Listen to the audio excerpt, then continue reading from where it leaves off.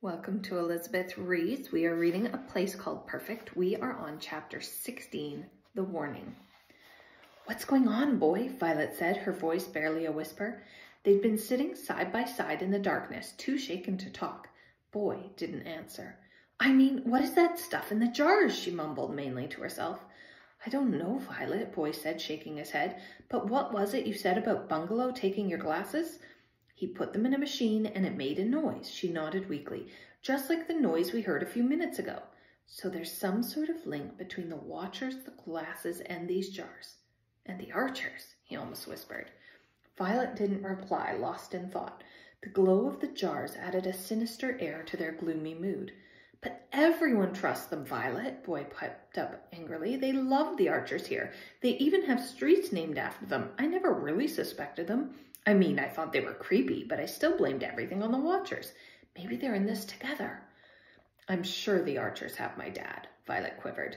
"Come on," Boy said after a while. "We won't solve anything sitting around here." "Maybe you're right. This snooping is too dangerous."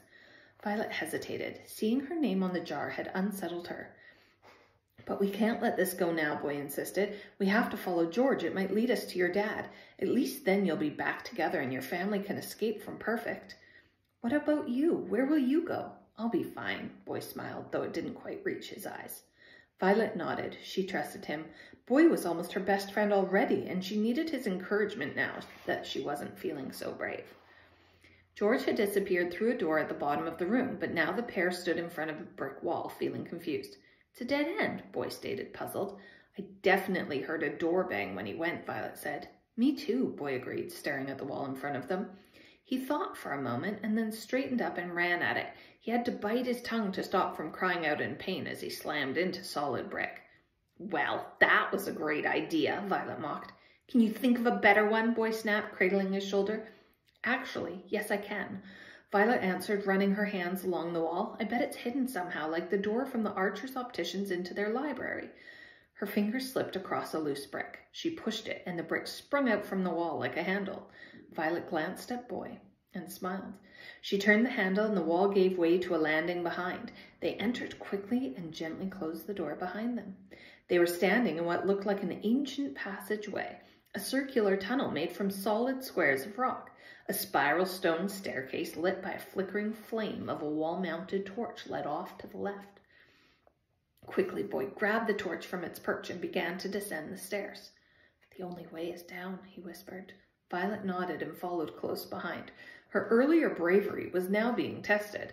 "It's like we're inside a computer game," she said, trying to disguise her anxiety. "A what?" "You know, computer game.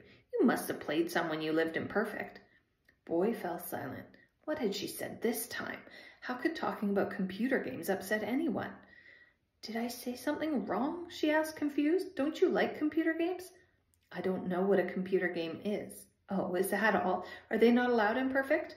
"I never lived in Perfect," Boy whispered so faintly that Violet barely heard. "But how did you get into No Man's Land then?" "I don't know. I was born there, I think. I don't ever remember anywhere else." "Oh, I thought—" Violet did not know what to say. "Everyone my age in No Man's Land has family in Perfect. They all come from here," he said solemnly. "But I don't, and I don't know why." "So you were born in the orphanage?" Violet asked. "No," Boy shook his head. "I was left there. I don't know by who." "That's good, though, kind of, isn't it?" she said, trying to lighten his mood. "You said yourself you don't want parents. Look at mine. They're a mess." "Yeah, I suppose," he sighed.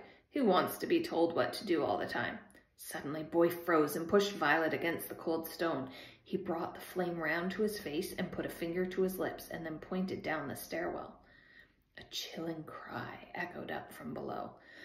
"I promise I'll get her next time, sir," a voice whimpered. "You'd better, or you know where I'll be sending you." Violet recognized George's voice. "I don't want any newbies in No Man's Land. There's too many people in there already. Brown's daughter has to stay in Perfect. He's slow enough as it is. I don't want anything to stop him working." Violet gasped. She was right. They had her father. "I understand, sir," the whimpering voice continued. "It's just this Violet. She's a hard one to crack. I think she's got too much. I'm doing the same that I do to all the rest, but we've been at it nearly a month now, even with the pills, sir. She's just not coming around." "I don't care how much she has. No excuses. Just figure it out." "I understand, Mr. Archer, sir." The voice trembled. I'll do me best. You'll do your job. Footsteps pounded across the floor below, and then after a few moments of silence, laughter erupted. I'll do me best, Mr. Archer, sir, a third voice snorted. Well, what was I meant to say? If I don't get this one right, I'll be off the Halloween team and working in the field growing them ugly plants. I love you, Mr. Archer, sir, another voice sniggered. Boy whispered to Violet to stay put. Then he quashed the torch flame with his foot and followed the stairwell to the bottom. Violet stood in the darkness, listening to the squabbling voices below. Moments later, Boy was by her side again. There are 3 watchers down there, he whispered. Bungalow and 2 others. They're in a kind of dormitory, I think. They're getting ready to sleep off their night shift. Won't be long before they're out for the count, then we can move on. What about George Archer? Where did he go? There's a passage leading off the other side of the room. He must have gone down there. We'll sneak through when the watchers are asleep and follow him.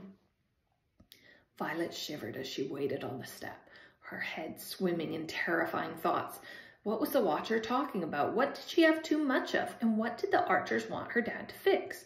Sometimes her imagination was her worst enemy, but other times it was her best asset. At least that's what her mom told her. She couldn't think about her parents now, though. She needed to be strong if she was going to rescue them. Her mother, who was being lost to Perfect, and her dad, who was just lost. Boy shifted next to her, and she sought out his hand on the cold stone. Slipping hers on top of his, she felt safe. You know, she whispered, my parents can be yours too when they're back to normal. For a while, Boy didn't reply, and in the darkness, Violet couldn't tell if she'd upset him again. Then he squeezed her hand. Come on. I think they've gone to sleep. That's the end of the chapter. I'll see you next time. Bye-bye.